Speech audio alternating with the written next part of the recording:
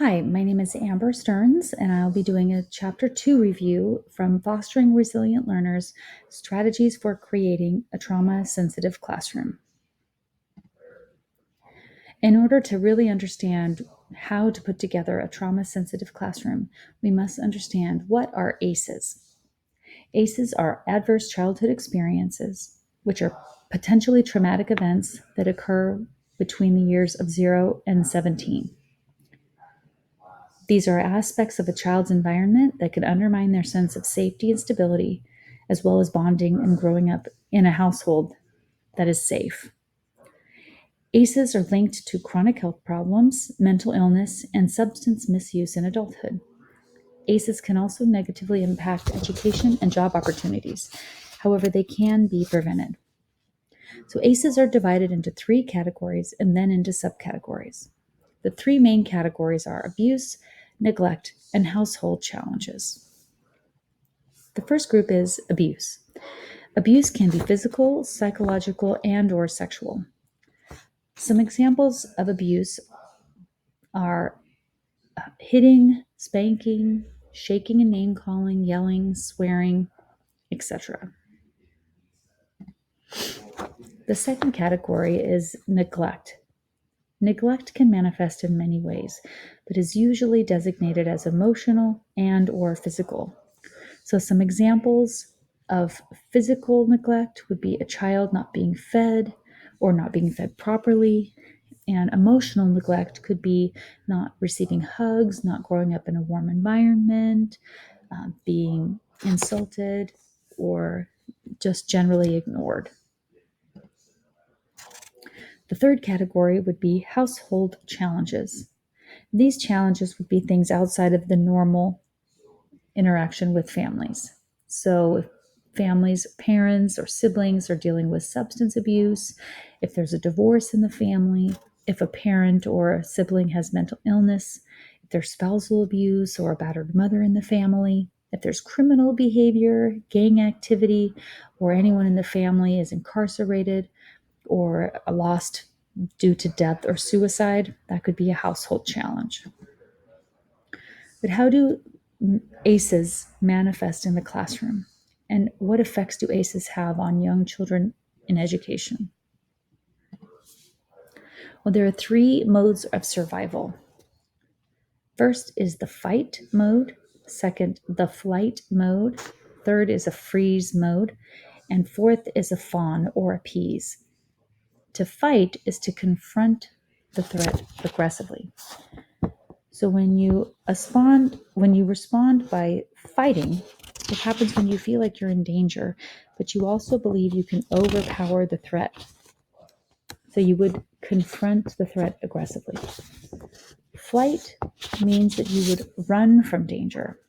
So when you believe you can overcome the danger by running away, your brain prepares your body for flight.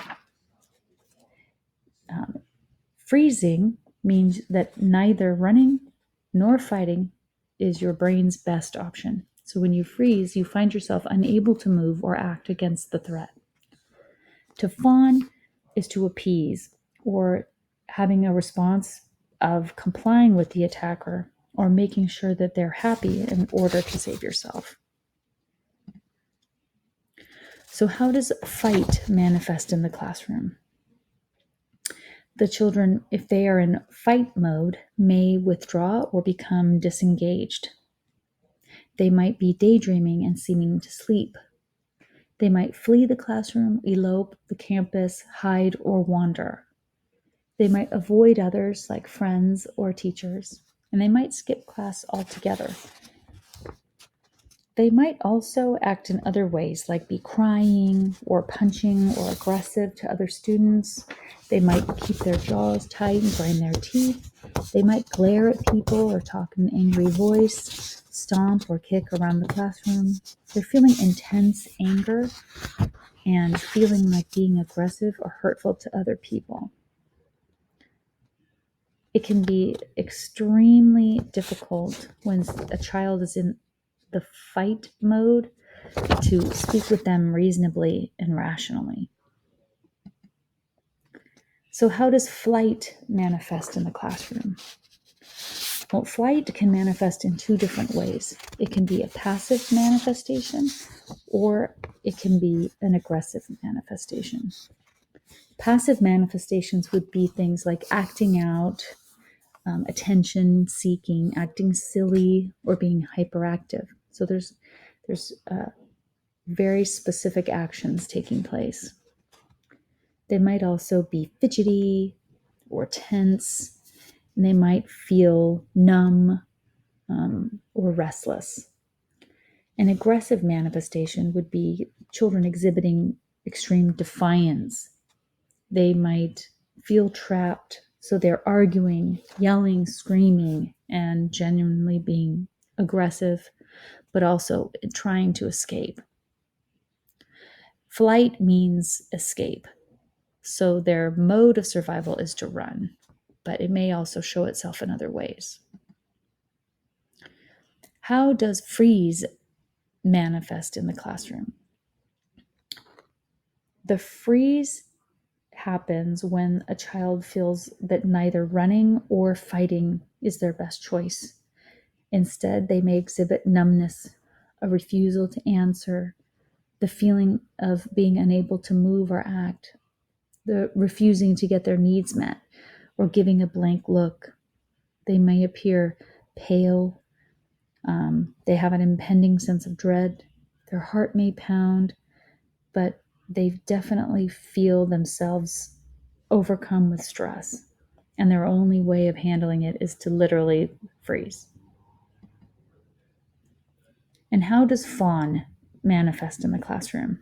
When all other options have failed, fawning or appeasing the abuser is a last-ditch effort or defense strategy. So when a child has tried flight or fright or freeze several times without success, they may tend to go towards the fawn. They may become overly compliant or helpful, and no matter how poorly they are treated, they will stop at nothing to make their abuser happy. So we need to make sure we are understanding of the response type. Many people tend to prefer one or two main types of a stress response, and these responses become habitual patterns that are repeated over and over. There are also different combinations of each one of those modes. So you might have a fawn and fight, which is controlling threats in a coercive and manipulative way. You might have fawn or flight, avoiding the threat by becoming invaluable in the situation or becoming very important. To fawn or freeze means you surrender to the threat by taking on the victim role. And the flight or freeze means they would avoid the threat by focusing on other situations. But in all these cases, there is a whole life perspective from conception to death on ACEs and their impact on children and adults. So when you have a heavy foundation of adverse childhood experiences, there will be many gaps in their social, emotional, cognitive impairment. They will adopt high-risk behaviors and health risks. They'll be more likely to have disease, experience of disability and social problems, and will likely lead to an earlier death or low mortality rate. So Dr. Dan Siegel has studied the biology of trauma and has shared some theories. He has a theory that's called the downstairs brain and the upstairs brain. And this is basically describing how the brain systems work in different ways. So the downstairs brain refers to the limbic system, which is the part of the brain that's designed for survival. And this downstairs brain is what controls the fight, flight, freeze, or fawn responses. The upstairs brain refers to the higher functioning part of the brain, which is the prefrontal cortex. This enables students to think, reason, and maintain flexibility. So let's listen for a moment to Dan Siegel presenting the hand model of the brain. One of the most rewarding experiences for me has been to study brain science and apply it to the experience of parenting. And the hand model of the brain that I use to teach parents is very useful to understand that. So if you take your thumb and put it in the middle of your palm, put your fingers over the top, this is a very useful model of the brain. And when we can actually see in front of us what's going on in the brain, then we can change what the brain does. So let me walk you through very basically what happens in this brain and the structures in it. And it goes like this. The spinal cord comes up representing the wrist, and then you have coming up into the skull the brain stem and the limbic area, which work together to help regulate arousal and your emotions and the way you have a fight, flight, freeze response. These are below the cortex, the limbic and brainstem areas, and the cortex is this higher part of the brain that allows us to perceive the outside world, to think and reason. And this frontmost part of the brain, right behind your forehead, so the person's oriented like this, is actually the part that regulates the subcortical, limbic, and brainstem areas.